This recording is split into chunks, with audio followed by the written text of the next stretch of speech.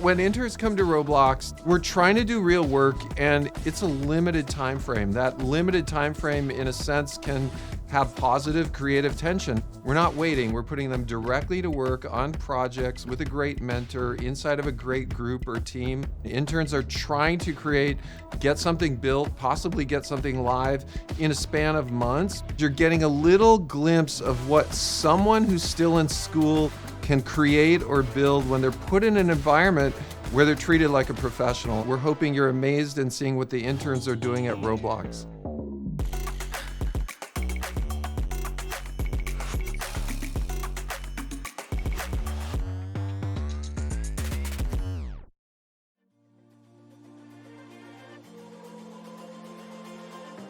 So I have some interesting news for Kevin. At the beginning of summer, before his internship started, Kevin told me he's really interested in doing machine learning. And we had found him a project that straddles backend and machine learning. But we just discovered that we have to pivot away from it and do full machine learning. It's gonna be a little bit difficult, but I think he can handle it, and it's gonna be great. It's the beginning of week 3 for me. There's been a little bit of a hiccup. Now I have to pivot. My manager sat me down and told me that the project was changing. I had already finished my starter task, had onboarded completely, and so having to switch context to the machine learning platform and just start onboarding again was a little nerve-wracking. Now, if we want to reuse kind of the same code surface, how are we supposed to tell if we're coming in from console versus desktop in this particular case? I'm very comfortable with the code base, having kind of worked on this side of the code in my previous internships, but I've definitely had to push myself a lot more to reach out to other people, communicate more proactively with other teams, and make sure that the project is staying on track.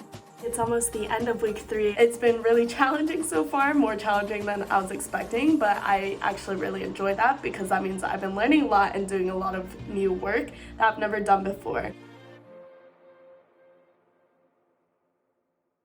I think it's going to take a little bit for the feeling to sink in that I'm actually interning at Roblox, but I'd say being a Robloxian is part of supporting the grand vision. Being a Robloxian means you love to create and you love to enable creation.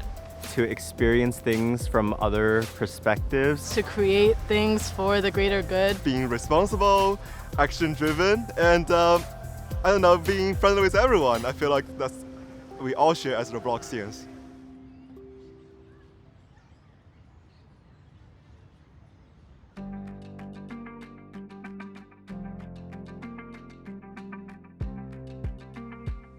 So something that I've been working on is creating a centralized workforce management system that you can kind of see here, where mod leads can view the moderators in their group, view their status, online, offline, they can view what queue they're working on.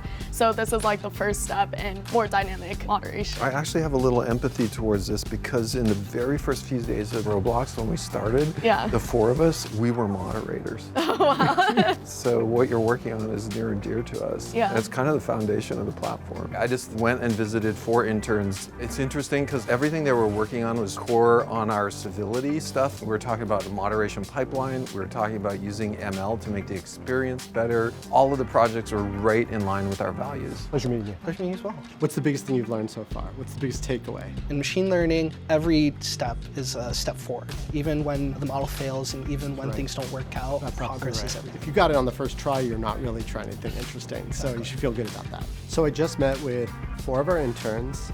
They're all incredible, and I heard about how their projects were going. It'll be pretty exciting for them to have to then take their idea and present it and get everyone else to understand what they've done, the impact of it. So I think that's going to be an excellent next step in their growth. Okay, so now fun historical thing. You said Roblox 2009? Yes. What? Yeah, it's changed a lot since then. Been around through all the rebranding, all the website changes, you know, everything. You have literally a 14-year historic perspective. Yeah. You've gone from user to creator to developer. Like, thank you. No problem. Thank you for working on this. It's awesome. awesome. Of course. Being able to share my passion with Dave just about this platform and how as a developer I really have a belief in aiming to make this platform a place for all creators. Being able to speak to that directly to him was definitely a great opportunity. I definitely couldn't have imagined starting out as an intern that I would get to talk to the CEO. I feel very lucky and appreciative that I got to have that experience. The biggest thing I got out of the conversation with Dan was just keep moving forward. Even if there are hiccups and even if there are pivots in the process, that's all part of software development.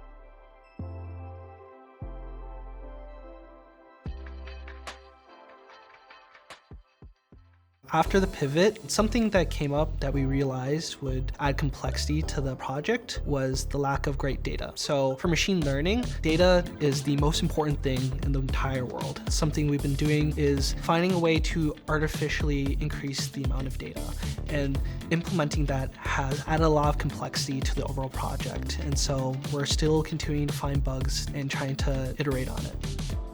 I thought we had a feature flag guarding the changes. Did that not work? Or? Yeah, there was this weird situation where even with the feature flag off, for some reason that first event would still be sent. And so I think the website was crashing for some people. When I started working on the ability for mods to show if they're online or not, that was a very consequential part of the project because I thought that I was finished with it and I was super excited that I was done. And then it turns out that the library I was using was very outdated. That change had to be reverted, and then I had to find a different library to use. Things are really ramping up. The project is on a bit of a tight deadline at this point. It's been a lot of long days getting features in, making bug fixes. The fact that there are multiple teams that really want to have sign-off and stakeholdership of the project that I'm working on is very different from previous projects. That pressure is a little bit new, but it also means that, I'm working on something really important and that brings meaning to it. I think it's definitely scary. The scope has changed drastically. Really strong execution. There is definitely a line where, hey, I want to go too fast. If you could drive the solutions more, I know you can do it.